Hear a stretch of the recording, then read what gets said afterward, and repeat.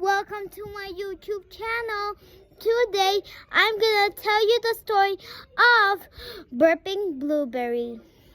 Once upon a time, there was a red monster who wants to eat some fruits. He said, Hi, I want to eat blueberries. so he planted the blueberry and then watered it. And then he went to sleep in his bedroom. And the next day, outside came a blueberry with eyes and teeth. He woke up and saw the blueberry.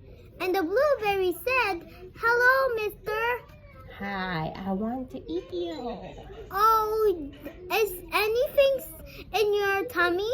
Yeah, I will gonna bite you. But the blueberry spit bubbles out of him and he was so sad and cried.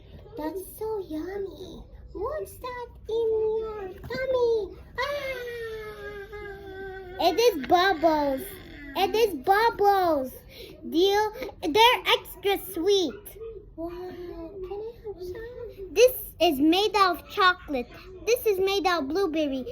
This is made out of cherry. This is made out of grapes. This is made out of banana. This is made out of broccoli. So don't try this. And this is made out of cotton candy. Do you want to try the cotton candy one? Yeah, I like it. Can I have it? Sure.